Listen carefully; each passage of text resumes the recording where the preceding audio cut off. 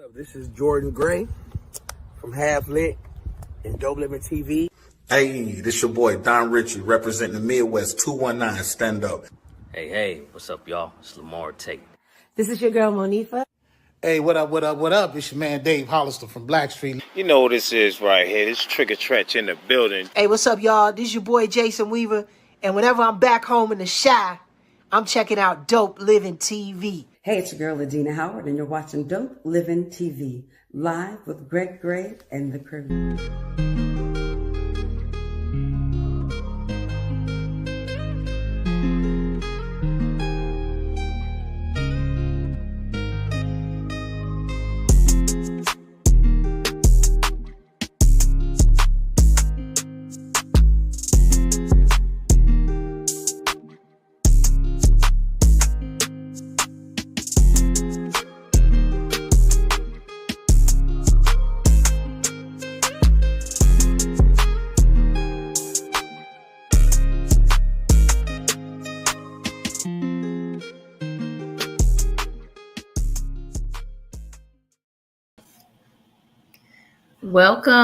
Welcome, everyone. Welcome. I'm your host until the host gets here. So you're stuck with Gina Gatson. But before I move forward, I want to say the views that are expressed on this Dope Living TV are not necessarily the views of Dope Living TV or its affiliates. But you know what? I don't know if I should say that today because our subject today is entrepreneurship. We know entrepreneurship. So y'all better listen to these views today because this is entrepreneurship and it's all of our wheelhouse. I'm going to bring on my brothers to help me to bring in this entrepreneur conversation. You guys chime in. You know what? It's going to be a lot of nuggets coming out there today. So if you're looking to start your business, if you have a business and you need some help, you're probably going to get a lot out of this conversation tonight. So let's start off with Mo B. What's going on? Well, I hope you're feeling better. Yeah, I'm feeling a little better. Good. I'm praying for you, my brother. Thanks, sis. Yes. Let's bring on Steve. You know, Steve always have some good insight. What's happening, Steve? Hey, Gina, you feeling better, cuz? Yeah, cuz I'm feeling a little better. Yeah, I feel you. You know, it's some kind of body karate going on around here. Yeah, you got to be extra careful. Yeah. You have to be extra careful out here. Last week, the last show, I was feeling real bad when I came on that show last Thursday. I'm kind of glad we had an extended weekend because I wasn't feeling good at all. Well, I'm glad you're feeling better. Clearing up today. Glad you better. I'm very glad. Hey, Shayna, good to see her tapping in today. Good evening to you. Well, you know, we got a lot to say about entrepreneurship, and it's not even Thursday because, you know, Thursday we usually give out those big nuggets. We got the CEO, Rachel, coming in every Thursday, dropping them nuggets for everybody, how to be your own CEO. But today we're going to talk about being an entrepreneur. Some people may not know the difference. What's the difference, Mo, in an entrepreneur and a CEO? Well, can I say something real quick? Go ahead, Steve. I'm finna soak up knowledge. So on this entrepreneur, hey, y'all, I'm finna soak up knowledge like the viewers, just to let them know. Okay, I'm sure you got some input because, you know, you've been doing your own thing too. Your parents had a pizza parlor. You know, you picked in your blood along the way. No, I know, but y'all talking. I'm finna soak up. Okay. And Mo, that's we a lot of knowledge. You've been in that music industry for years and years. So we know you got the knowledge there. And not only that, but you know, you're doing that Bitcoin thing now, that Bitcoin machine. Yeah, Bitcoin and ATM. There's been a whole bunch of different little things. You know, it's all tied up with finance. It depends on what your wheelhouse is and who you know. That's right. So let's talk about that. People that know, Let's talk about that because a lot of people have what they call multiple streams of income. Yeah.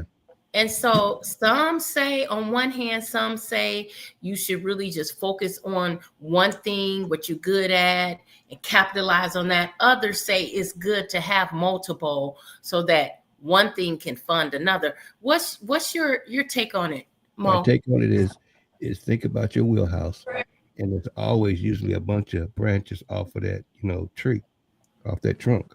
So I mean, like mine's is in money. There's so many different there so many different branches off of that trunk, and ain't even funny that you can make money. So if you're good at it and technical, that's really my wheelhouse is the technical part. Um, Again, it's a whole bunch of different branches off of that technical part. Um, that's why I found the most success, actually, the technical part, because it don't matter what they do in technology, somebody's got to fix it. And I've always said that, they can go ahead, they might get rid of your job, but it's going to be some cats walking around there installing those machines, taking your place. Find out where they working at. You know what I'm saying? So, and then learn that trade. And you don't necessarily have to work for the person that just took your job from you. Take it, go and start your own company to fix those machines. Yeah. That's the difference between, starting a business and entrepreneurship, taking that, initiative to run with an idea or run with something that you know. In the entertainment business, on the other hand, that was just a branch that came off of I mean, it was like natural. I mean, God, it's so many people that I've ran into in that space, that I was able to help. Not just, hey, let's go make some money, but show them what to do to keep making money. You know what I mean? That's it. And That's a it lot of right people there. say, you don't do that, man. You screwing yourself. No, I'm not. I'm not screwing yourself, because if I was screwing this dude over and taking his money, one of these days I'm gonna have to run up, on this cat again. And I don't want them to look at me and say, this Negro took me for every penny I had and left me high and dry. I don't want that. I've never wanted. My dad taught me that. He said, "You're gonna be on this planet, and That's somebody else, right. and it's Felice, enough money, CEO. and it's enough money to go around." A CEO, excuse me, a CEO is the top dog of a company. An entrepreneur is a person who has their own business. Thank you for that, Felice. See, Oh, I'm sorry, She's I missed that. absolutely a little bit about more. that. She's absolutely correct about that. CEO, you're still working for somebody. Entrepreneur does on his own business. But I wanted to interject though. Gina, you asked a question about trying to do more than one business. All right, you can do, and we've always said, if you're good at something, are you making money at doing it? A lot of people are not. But if you do more, I say get one thing going and make it good, then move on to the other. Okay, trying to do multiple is gonna confuse one or the other to me. It can be done, definitely can be done, but get one right first. Get one. It all running depends first. on the person. Well, I mean, but still, you why would you try to do multiple businesses and ain't none of them working? Oh Get no, one right. I agree with you. I agree with you on that. Yeah, you know what? I can say from a point of view of someone who's had multiple businesses. I started off in my 20s with a business called Needs, Necessary Everyday Essential Delivery Service. And the I whole started acronym. Currently Amazon. whole acronym. And I started, oh gosh, was this the late 90s, I believe, before Amazon, before Instacart, before all of those guys had these delivery services. I was doing it. I had my cards and I had clients. Most of my clients were seniors because what I did was deliver necessary essentials that those things that you don't know you don't have enough of until it's gone, like toilet tissue or paper towels or some seasonings. So those were the things I delivered. I put it all in a package and people would order them and I would deliver the packages directly to them. Because of some personal things going on, I had to drop that. And then came Amazon, then came Instagram, then all of these guys came. But I'm gonna tell you, I was the first one out there doing this. I was the first one out there doing this. But see, and you did it, Gina. You did it pre-social media. You know what I'm saying? Which makes it, which is a whole different conversation. Okay, is it easier? It's easier now to get businesses started as opposed to then where we had to do all the legwork. You remember, like promoters, they used to have these flyers and had to go to every mall and put their flyer on. Listen, I still do that, y'all. I still do the old. I combat it with social media. I still do the old school. Hey, Greg, you had me doing a lot of footwork back in the day. I did. You owe you at least one pair of Nikes, right? Hey, I was a footwork man. No, we had flyers. But you know what? I didn't He was one of our foot soldiers. I didn't stop there. You know, that was the first business. And I may even go back to junior high school. Maybe that wasn't the first business because I used to sell those Swedish fish for $1. Take them little baggies of Swedish fish for $1 in junior high school. So I can go back even further. But see, it can be done though. Business then, though. I was just trying to make some money and put it in my pocket. What up, best friend Bella Dedon? What's going on? Hey, Bella. She owns 5, but I'm quite sure that she didn't get them all started at the same time. She did them one at a time. And that's the thing. You do have, because I have multiple businesses right now, but you do have to take them step by step. You have to get one up and going. My mentor taught me this. She said, anytime you want to start a new venture, anytime you want to do something, no matter what it is, buy a house or whatever, you need to create an extra income to finance that venture, not your paycheck. And so she said, every time you want to start a new venture, you should have another venture that you started that's going to help lift that venture up. And so that made sense to me when she told me that. And I live by that to this day because I have multiple businesses. I have the real estate, I have DAG, I have Alpha's Adventure, and I also have R&D discount distributors. But we did not start all of those at once. Alpha's Adventures came first. That was the very first, and I looked at my books as a business coming out the gate. This is a business. I got to promote it. I got to sell it. And I didn't want to continue to do book fairs. That's not where I wanted to end up doing book fairs for 10 or 15 years. I moved into characters for my books. So that was the next venture with Alpha's Adventure, selling characters from the books. Then I started doing other things with Alpha's Adventure. And then I moved into DAG. That was huge. DAG is annual. So, it's something that I work on, but it's still a part of the business aspect. Mm-hmm. What were you saying? I was just going to say you did just what you said. You had an alternate source of income so that it could infuse the other ones that you were starting to do. So that's fine, okay? Because the one was working for the others, actually. So right. That's fine. So what do you find, any of you guys and anybody that's in the audience, what do you find as an obstacle? Because here's my thing. What's going on, Farron? When you start doing these business, when you start becoming entrepreneurs, there's a lot of obstacles that are facing you. Money should not be one of those obstacles, in my opinion. All right, because there's ways that you can do these businesses without funding. Especially now that there's social media like it is. All right, put it out there. We always say,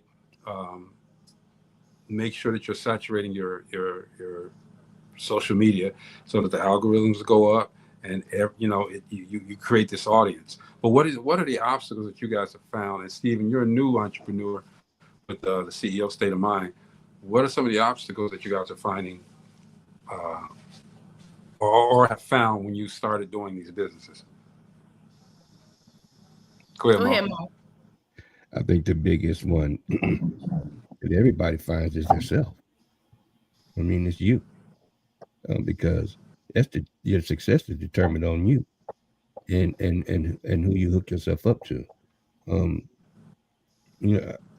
some of the greatest minds have said, you have to get around people that know more stuff than you in order, especially if you're in the same business. Find out those successes. You don't have to necessarily duplicate them. Find your niche. Find out what you need from them. Ask them questions if you can. If not, follow them. Follow them on the social media posts, or some have daily, things that they give out every day to let you know what you need to do to, succeed in the business that you're in. So, I mean, it's those kind of things. And then you have things like DopelivenTV that come on every night at 7 Come on, o'clock. man. Come on, man. And if you And don't give like it it, to get your you own. without having to sign on to nothing, because we stretch a lot, stretch all over the place. So Yeah. that's usually you that stops yourself and fear, and that's happened to me a number of times. So, and you just have to crank yourself and refocus. That's true. But And my roadblocks were totally different. Go ahead, Steve. I'm no, sorry. I no, didn't cut you off. no, you go. I was saying my roadblocks were totally different. I failed to mention I had a daycare for 8 years. Right. And when I started my daycare, Don't forget the real estate, Gina. Don't forget the real estate. Yeah. I said real estate. I forgot the daycare though. I had a daycare for 8 years and it was very successful. But what my roadblock was in the beginning, I thought my friends and my family members would be my customers. I thought that, I would be the one whose daycare they would put their children in. I worked at a telemarketing firm, and there were anywhere from 50 to 100 people working there, and I knew them all. I had been with that company for 8 years as well, and I knew them all. And I just assumed, you know what, they are my good buddies. They're going to fill my daycare up. I'm not going to have to even advertise. Wrong. Not one person put their child in my daycare. I had to get out there and I had to hit the ground and I had to pass out flyers. I was all over Gary putting flyers in people's mailbox. I had my children who were, I think, 13 and 14 at the time. They were out there helping me pass out flyers. And it was disappointing because I thought that would be my customer base. And so it really was disappointing to know that friends and family did not support me like I thought. But now going into new ventures, I don't expect that. Exactly. I don't expect it anymore. See, that was the thing, Gina. And we've said that before here on the show too. When especially now, when I keep mentioning social media, we got to get outside that box because that box is not going to pay us. Staying in that box is not going to get us any money. Okay, you have to step outside of the box. People that don't know you, and you have to be able to show these people who you are, what you have to offer to them, all right? Because those that are in the box, they're going to want it for free. They're going to want it. It's always, I know you, so I shouldn't have to pay for it, okay? And, if it don't make money, it don't make sense to me, okay? So I'm not going to do that. That's why I subscribe to over 200 other groups. I'm networking every single day, 2-3 o'clock in the morning sometime, just to make sure that the footprint that I have out there is past what my friends list is. I'll say on Facebook, it's past that. Okay, it's overseas. It's East Coast, West Coast. It's everybody that you think that you can put into the category of what you're doing, your niche, and make it happen. Let them be aware that you're here. You're doing this. Byron said, "What I do better isn't able to be discussed, but I can honestly admit that I've given away millions of dollars of product." This dude here, man, right? And see, I agree. I agree with what you said, Greg, but I also agree with Mo too. I agree with everybody. And see, Mo hit it on point with a lot when he said fear, because I dealt with the fear a lot. But see, I learned now while doing the CEO Mastermind class that what I have to offer is my motivation from my life. Mm-hmm. And I had because to learn that. Because of what you're going through. So what I go through and what I experience. Exactly. Everybody's not going through that. Okay. So you can be a sounding board for that and engage a lot of people into that and engage them well and make sure that you are speaking for them so that they can understand. Like I said, with the show, we try to give enlightenment. You can understand, they can understand what you're going through and what they are possibly going to be going through, and they can help to fund a solution for that. You know what I mean? So Definitely, yeah, and it so good. helps. I was not going to let you, Steven, come this way and not do something, okay? And I knew that was going to, something was going to happen. You weren't going to come this way and just sit there and wear a big glass, an elephant in the background and all that stuff. Right. You were going to sit there. You had to do something else. He tried. Do He something else. tried. I wasn't gonna let him You either. did. He tried. Mm-hmm. I But I do. already know, man. I already I know know, it. And Steve. once I sat down and thought about it, I thought about Coach. I thought about one of the people in the class with us, and I Mm-hmm. thought about something she said to me.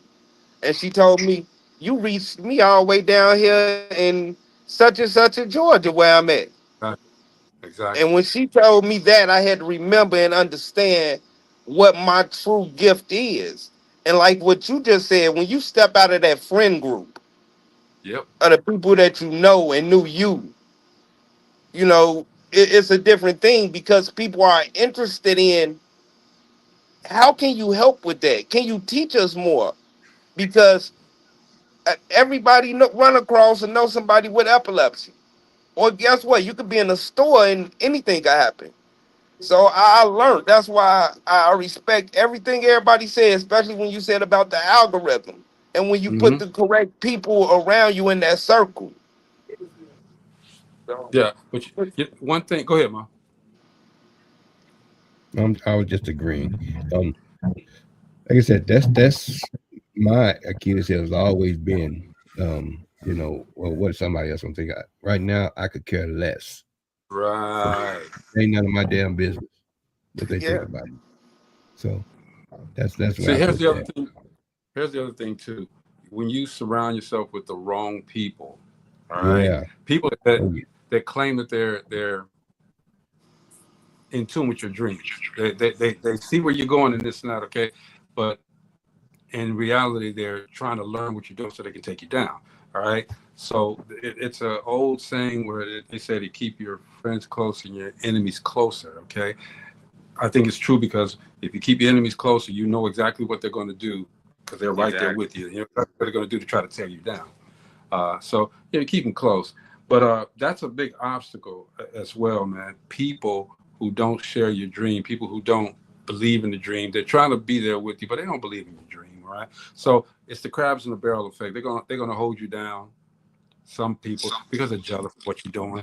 All right, believe me. There's a lot of that going around, but Black entrepreneurship is rising right now, and our biggest detractor is ourselves, as Mo said. It's us. We, because the white people out there, and views expressed on this Dope Living TV Live, are not necessarily views Dope Living TV. I'm sure that white people out there, they stick together, man. They support each other all the time. We are individual. We want to get our thing up, and the next person want to get theirs up, and the next one want to get there, and nobody's working together. And we probably can help each other. That's why it's so important to support Nicole Murphy and her initiative with Barter Black, so that we can all get together and do stuff. But we should be doing that anyway. You know what I mean?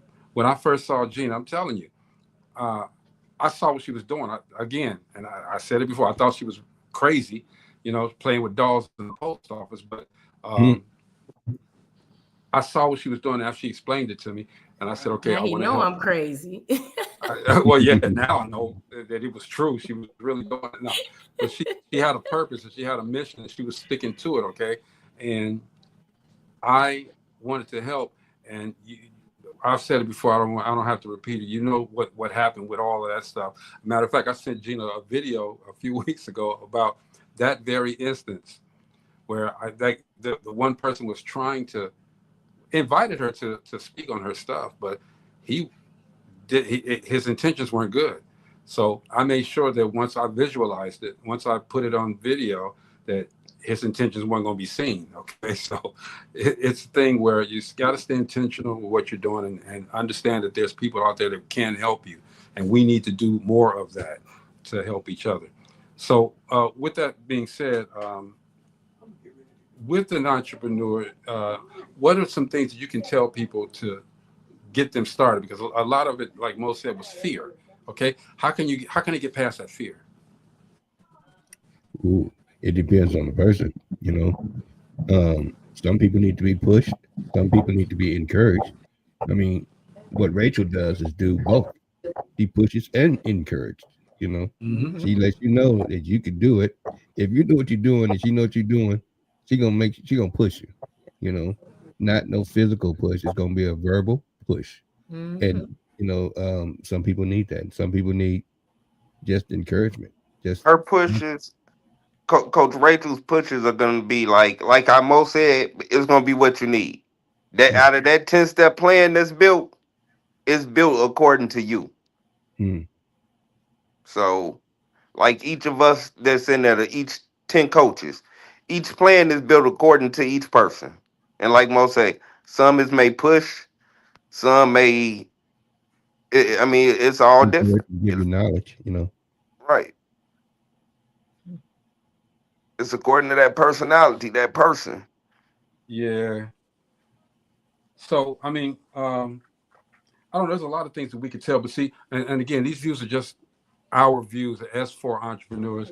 The entrepreneurship realm is really big, so there's a lot of different things that people are doing, a lot of different things. So we can only speak on what we do and how we did it, and the ups and the downs of what we've done. So it may not work for you. Those people that are watching, it may not work for you, but you can extrapolate some of the nuances from everything that we're saying tonight, as well as from Rachel's program, as well as from Bobby and Byron and everybody else. Take pieces of that, and it could help you in your journey as an entrepreneur to get there. Right? A lot of people, the fear stops them because they and there's a lot of factors to the fear.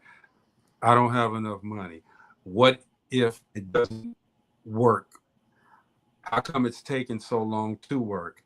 You know, different things like that. You can't worry about all of that stuff, okay? Because those are the things that are going to stop you. Those are the things that are going to keep you right where you're at with just an idea. Everybody out there does something great that probably no one else. I could tell you, look, my little brother, we talked about this the other day. My little brother had this idea. I think I told you guys about it a long time ago.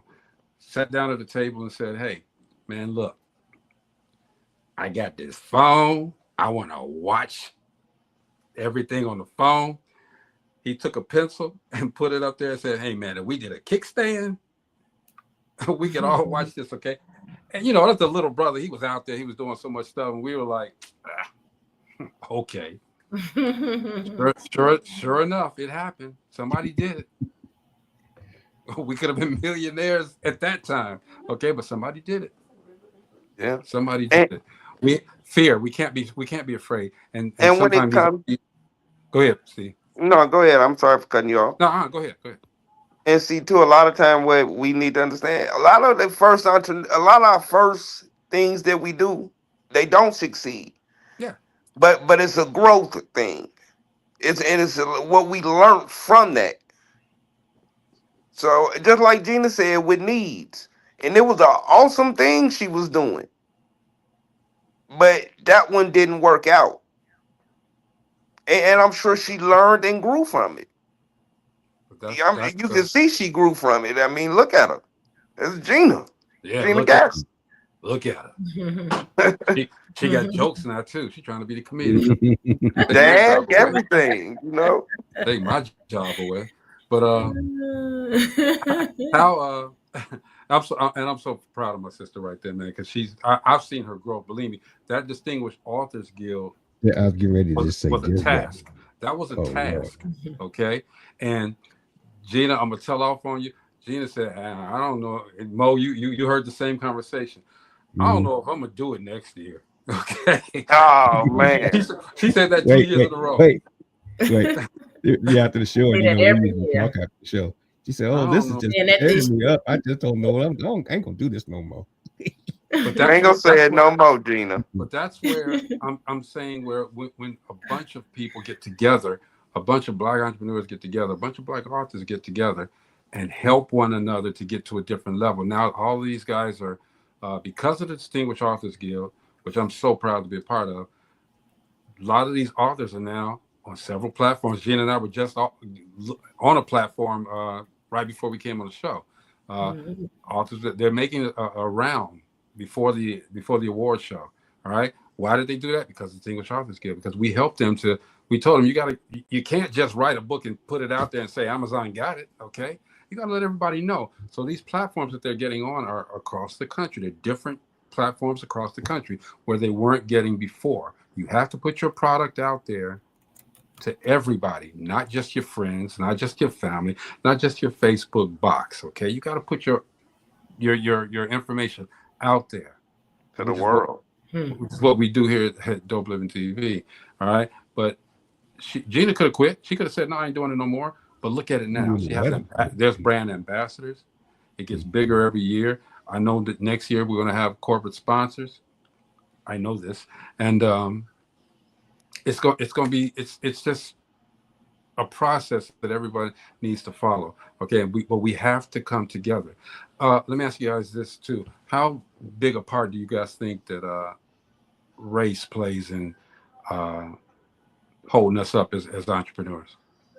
Well, I'm gonna tell you from experience. I know that I just can't do a regular 100%.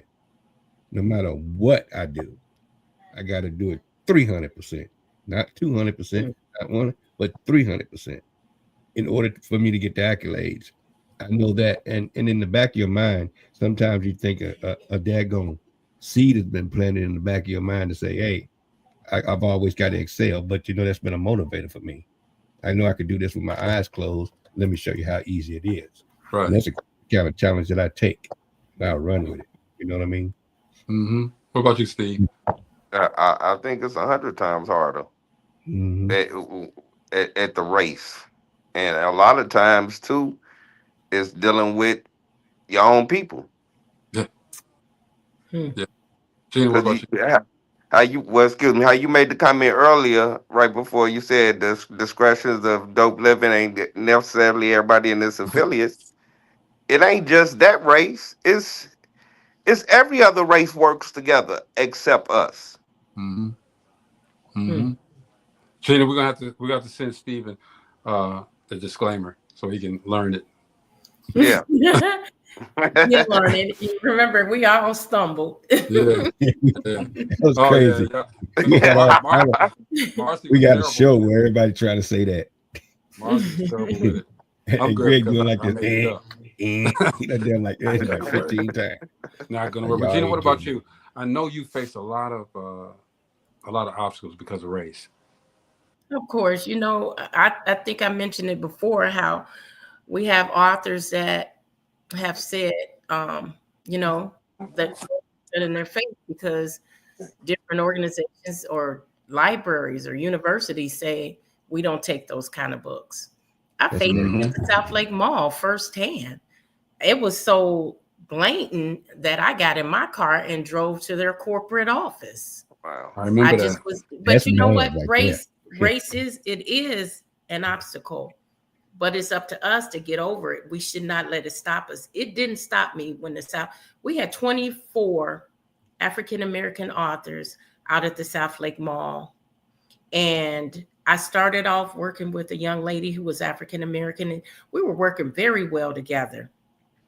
All of a sudden, one day I called to speak with her, and I couldn't get in touch with her, and it went on for weeks. I couldn't get a hold of her or anyone else. And finally, I got a hold of our Caucasian out there, and they tried to tell me, one, they tried to go up on the fee that I was paying to be out there. Of course. Two, they wanted to know the name and the ethnicity of the authors. Why? What difference does that? How does that play into anything?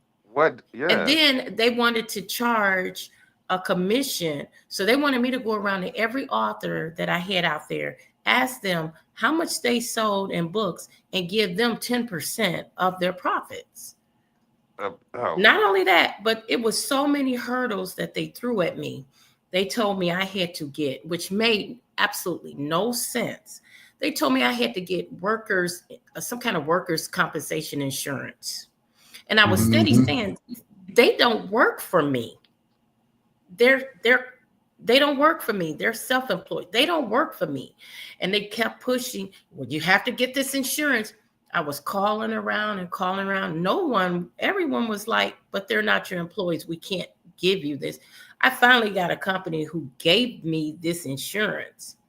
But it was so much to the point that, oh my gosh, it just got so over the top when one of the young lady and she went and got her manager and they were just downgrading me, just talking to me, downgrading me. That was it for me. I found out where their corporate office was. It was in Lower Wacker Drive. I went out there unannounced. And I walked in there and I asked to speak to whoever was in charge. I had all the documentation of these text messages and emails that they were sending me to do this. Everything I did, once I completed it, they gave me something else. Now you got to do this. Okay, you got to do it. It was just ridiculous. And you know what? That even the person in charge at the corporate saw through it. And but Gina, that's double. That's double because you're a Black woman. Exactly. Yeah, Right. of course. Exactly. Of course. And she they almost gave me that space for free. But then that didn't even stop the day of the event. Now, all of you are aware. All of you on this panel are aware of the South Lake Mall. Particular day where they put us, there was no electricity or lights. All the electricity on that side of the mall did not work. I went to a Home Depot and rented a generator and fired it up right there in the middle of that mug. And I'm thinking, I'm following the person around, the person that's over, maintenance and everything. And he told me, you guys are not that important to me right now. There you go. So now we're in a spot, there's no Wi-Fi, there's no electric. Some authors couldn't even take payment. Still, you're not going to stop us. They didn't stop us. We was out there. We were out there full force. March Book Madness. March Book Madness. About 200%, 200, 300%. Keep pushing. And they always ask this question. Well, why y'all only got Black Authors Guild? Why you only got a Black Club this, a Black Club? Wait a minute, hold on. We done tried to integrate and get into your spots. You don't want us there, so we open up our own. And it's doing better than your spot. Now you wonder why we got our own spots. That's because you don't want to be bothered with our spots. So we open up one better than yours. You know what I'm saying? So it's Gina, the racism. That shit. Ugh. This is a testament to what you do. You got these authors in here just chiming in for real, man. It's the DAG experience here. Bobby says she's a rising CEO who will become a DAG sponsor. Bank account with the same digits as her phone number. Loan me by 100,000, girl. Parents said that's why what you do is so important. DAG is a community where we can be celebrated and not tolerated. Proud to represent the DAG movement. Talk, Jenny, you're telling it like it is. Patricia Wallace, she'll be there at the Distinguished Authors Guild Award show. She says, DAG is so important. What's up, Nick Nova? Greatness cannot be stopped. Hey, Nick. No, we heard from you in a minute, bro. I know. Nick is doing his thing. He's entrepreneur himself. Like, Nick, what's up? Nick is blowing up. He's blown up. He needs to give Dope Living and DAG some props for making sure that his name is out there, all the way out there. We got man. They so loved him in Vegas. He turned up the floor when he performed in Vegas. That was a good show. Yes. And he is definitely coming back. He's coming back to perform again because people are still asking for him to come back. He is so awesome. We got to do the show in Vegas again. He could come to Indiana. I don't know where we're going to be next year. I'm letting God lead me. I never know. It's been 2 years in every spot. It's been 2 years in every spot. Some have requested Dad come to Atlanta. I've gotten requests for DC. Oh my gosh. I don't know where we're going to be. I can't I even can't think wait. Let God move me in that direction. I can't wait. I Nick can't said I wait to be wouldn't. there every year. Nick said I wouldn't be who I am without y'all. We appreciate you, bro. We Yes. love that. The success story is what we love to hear, because that means that we've done our job well. So we appreciate you putting that out there, man. For real, for real. So Yeah. let me ask you guys too. There's a lot of, and I think we could benefit from even now mentorship from entrepreneurs. Even now, even though we're doing our things, we can still be mentored, right? But there's a lot of people out there that don't want to listen. They think they know it all. All right. I We don't never care do it how all.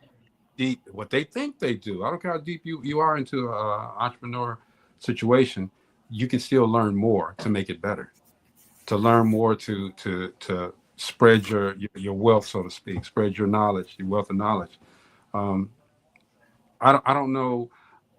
And a lot of these authors, me personally, I think they should go to, because I've spoken at a lot of these schools.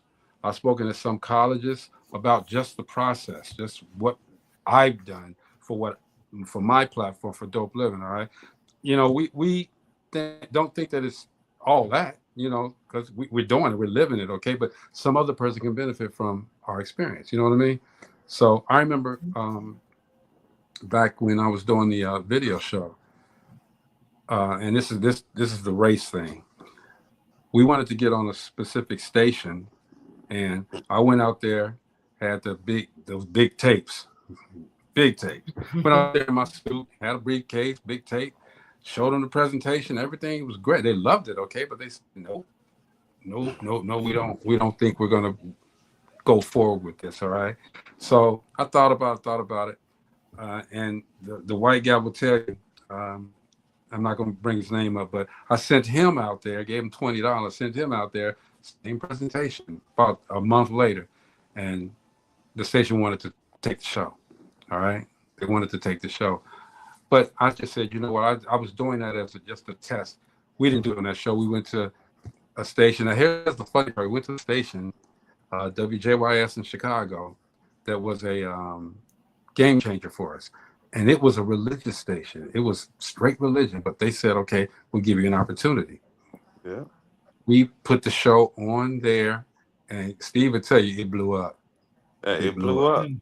And that was a gospel station, a religious It was station. a straight religious station. And right after us, the awakening came on, okay, which we were always back.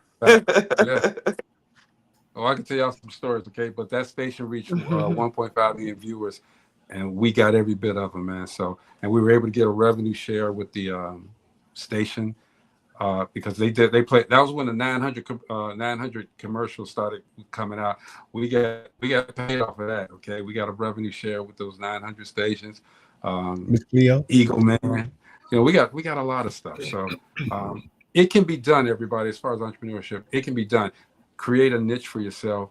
Make sure that you create an audience for your niche, and then monitor that and saturate. You got Instagram now. We didn't have it back then. Okay, we didn't have nothing back then. Okay, we didn't have nothing. We didn't have none of this. Okay, we didn't even have decent cell phones. We had crime code, gym shoes. Man, wait, did we? It wasn't. It was. We had the pagers. We had the page. But we had I remember. Yeah, pages and quarters. In order to get that music video show started, I had to come to, and my brother and my mother are sitting here watching as we do the show, so I appreciate you guys. But because I probably used my brother's phone too, man. I had to call New York. I had to call every place in order to get these people to send me videos and to let them know what I was doing. So I utilized everybody's phone, in order to, but because, cell phone, we could call anybody everywhere. You know what I mean? Didn't have that back then. So we were able to use what we got to get what we wanted. All right. And that's the same thing right now that I would suggest to everybody that's trying to be an entrepreneur right now. And it should be 100% easier because you got everything. You even got Chat GPT and AI doing everything for you. You don't even have to say too much now. Okay. Just say, I want this.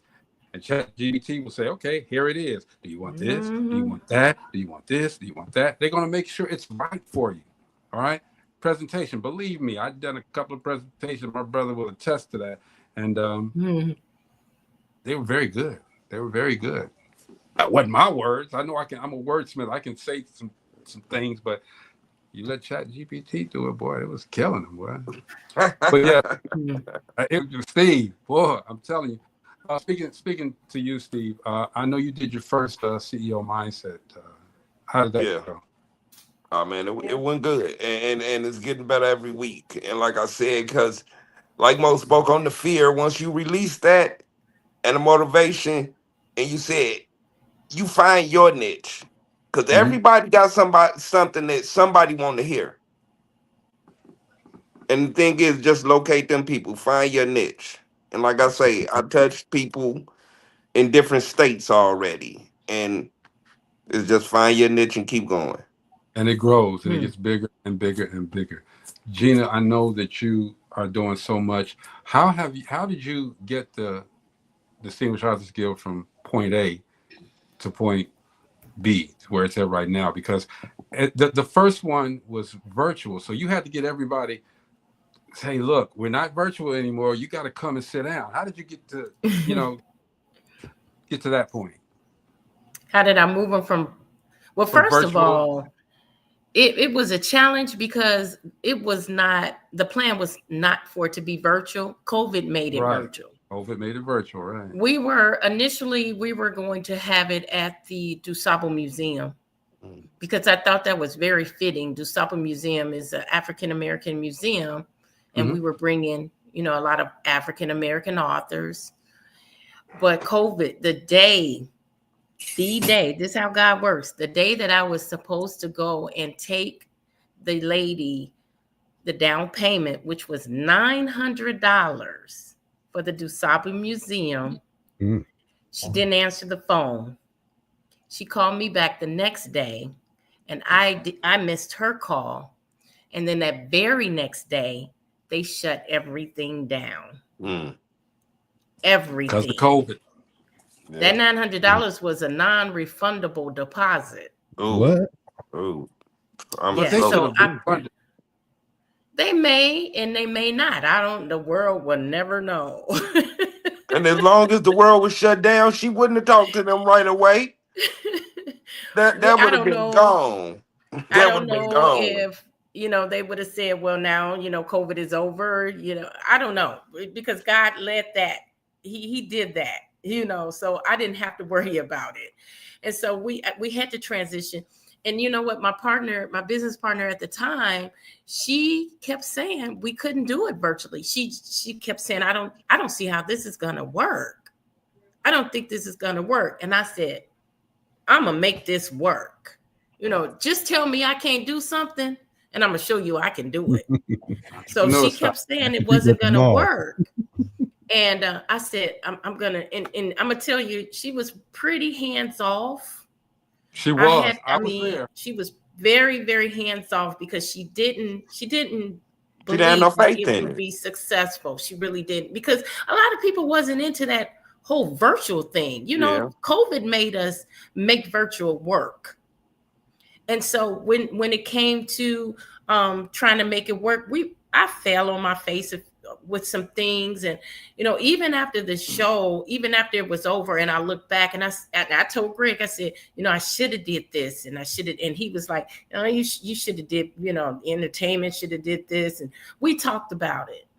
And I saw a lot of areas of improvement. So the second year was a whole lot better, much, much better. But then we had to, like Greg said, we had to transition from virtual to people coming. But you know what that did is set it up where I didn't have just a small audience right here in Indiana, right here in Gary and surrounding area. What that set up to do was it opened up DAG to everybody across the United States. Yeah. You see how God worked? That wasn't my plan. But that by it being virtual, we had people from everywhere. Had it not been virtual, we would have had people in Chicago, Maryville, right in this area. I wouldn't have been reaching out to those people way out in different states. Not at all. But that set it up. And so that really, it made it easier because we already had a client base that was all across the US. Mm-hmm. And so that really made it easier for us to do an in-person event. And people wanted to, COVID ended, people wanted to come out. People wanted to dress up. People wanted to have a good time. They wanted to mingle. And so that was just perfect. We got all dolled up and came out, and they dressed. Did they not dress, Greg? Mo, did that joint? Did they not dress? It was an award You show. told me. They dressed telling apart you. for an award show. And so And people were ready for that. They were ready for it. They were anxious for it. Ready's not the word. They were, oh man, it's something that we can go out to and get dressed up and go to and mingle. I'm there. Okay. After what the world had just been through, come on. Yes. Yeah. Being They secluded. bleach. Stop it. Being in the house and just with wraps on your face and passing the Clorox all around. Come on, everybody, get a swig of this. And see, But it you was know so. that just prepared me for, it prepared me because, like I said, I learned, how to make it better through the virtual. And so by the time we went live, Oh Lord, yes. it was a Lord, yes. dynamic show. Lord, yes, learn how to make it better through the virtual. Okay, I'm telling you, man. On the production side, man. Oh Lord. Oh boy. Oh my gosh. But again, Gina, what you said. This is how God works. Okay. Gina said, I gotta tell this story though. I know we don't have a lot of time, but I gotta tell this story because you just can't skate over that, right? Mo know what happened, but the audience doesn't know what happened. So, Greg producing, he's putting everything together. He's on the back end. Everything is over. Now he has to put it into a format. What do you call it? Format. And he has to get it prepared for viewing. He kept telling me, and I say it all the time. I was just ignorant to what it takes to produce a show. That wasn't my wheelhouse. I knew nothing about it. So by him telling me, he was like, I got plenty of time. I could get this. I'm going to get it done. And so I'm thinking, he could sit down in a day or two and get this done. No. I'm telling you, my first virtual show, we did our gala was not a champagne gala as it is now. It was just kind of like everybody getting on the panel like we are now and just talking, introducing themselves, and everybody just networking virtually. And then that was like 30 minutes, and then we moved into the show at 7:30. Greg did not have everything ready because I thought he could get this done in a day or two. So all the stuff that he needed, I got to him at the very, very, very, very last minute. Wow. He was up for 24 hours putting the show together. He got the show ready. It was ready at 7:29. I'm sitting there sweating. I'm like, what am I going to tell these people who bought these tickets that this show is not ready? Like, I don't have a show for you. And that was my driving point because you had already told these people. I said, okay, well, you know what? Cool. I'm gonna make it happen. Okay. And the thing is, Gina said a platform like this, but no, they had to remember, Gina, they had to send me their little things. They had to send them to me, and they didn't all send them. They didn't send them. So Gina pressed for them to send them. I had to wait on that, put it in there. And at the time, Mo, I don't think you did the whatchamacallit, the intro thing. So it was a thing, but again, that's how God works. Again, I had to glance over that, but Gina wanted to tell the story. And how many seconds? I don't know, because I was about brain dead about then. It was ready. I was like, what am I going to get a crown? Because Gina said a lot of very, very, very. She said a lot of very before last minute. I got it to him very, very, very, very, very, very last minute. That's my sis. I'm a part of this. I want it to go off well. We say we're gonna do something, we got to do it at that time, and that's what I said. You know what? I ain't got no bed right now, so we're gonna make it happen, and we did it. And we learned, we learned from that. And then we started getting more to do to ease up some of the pressure. Intro. And it's been going smooth ever since.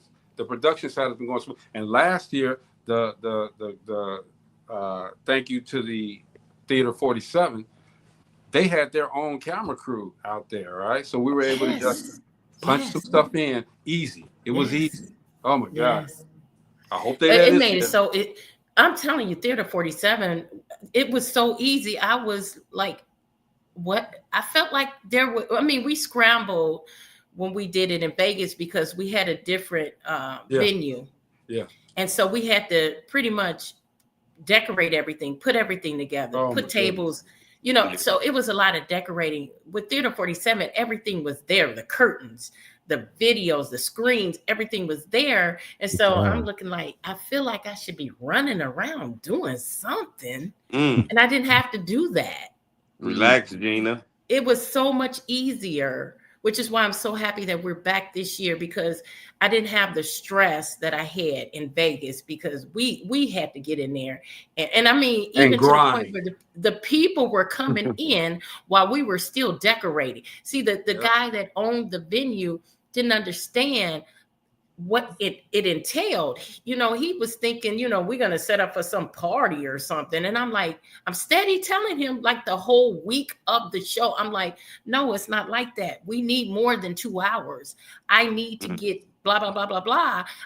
We had a teleprompter and all of this. And I'm like, I got to load the teleprompter. I got to do this. I got to do. And he's still like, 2 hours enough. And if you know me, I don't do mess ups kindly. Okay, so I'm mad.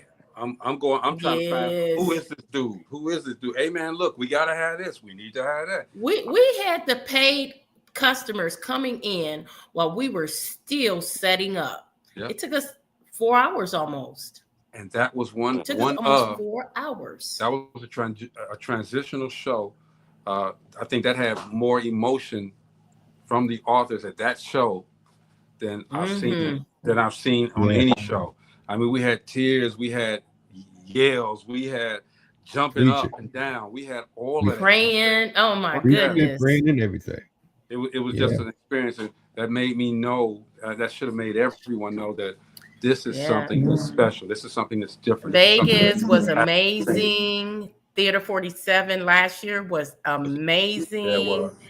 And every year I always say, I don't know how I'm going to top this. Every year. Well, you're going to top it this year. Theater 47, 7 o'clock Friday, November 7th. November 7th. We're not going in 4 days. No. My birthday September the 14th, so I want everybody to just give me love on September the 14th. It's a Sunday, so you have to give me love on that Thursday, all right? But look, again, entrepreneurship. We were talking about that, and that's part everything. That's probably a downside and a plus side of entrepreneurship. Everything that Gina said. Okay, things happen, but you improvise and you make it happen. It's going to work. Okay, in your head, you always got to keep that it's going to work. Okay, Steve, we got to get out of here. What you got? And like you said on the entrepreneurship, have no fear. It may not achieve the first time, but it will achieve. Have consistency and transparency.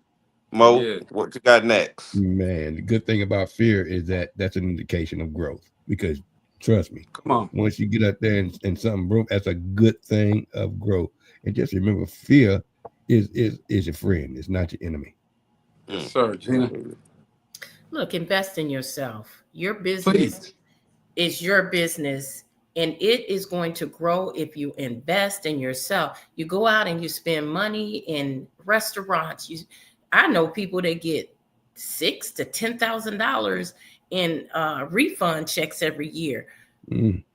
Man, if you can't start you a business with that, then you know what? Go take Rachel's class, because you need some You need some mentoring. help.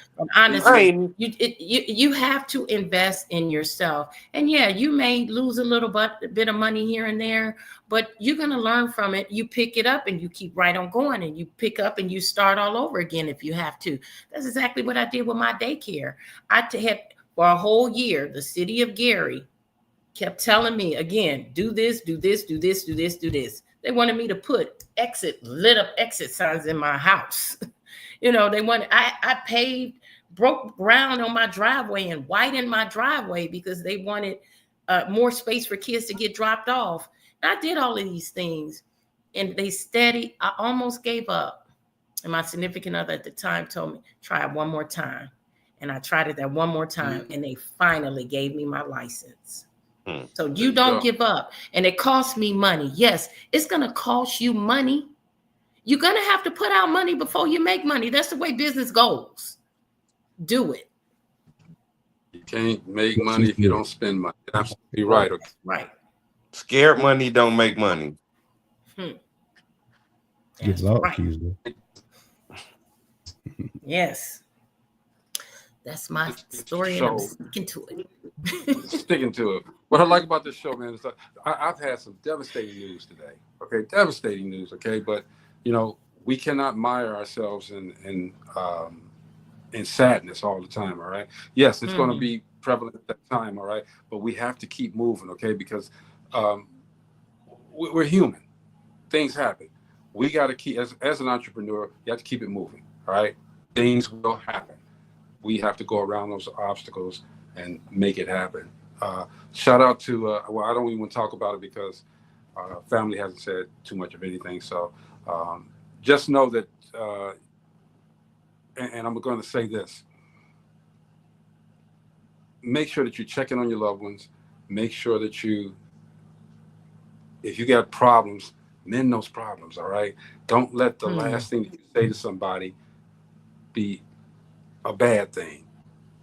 Make sure that the last thing that someone says to you is good. All right. You never know. People leaving here left and right. All right. Whoa, rough. Anyway, that's our help for you guys that's trying to be entrepreneurs. We are not saying that this is bona fide is going to work for you. This works for us. These are the processes that we went through. This is our journey. Create your own journey. All right. This is Dope Living TV Live, man. We will see you guys tomorrow, all right? Peace the hell out. Peace.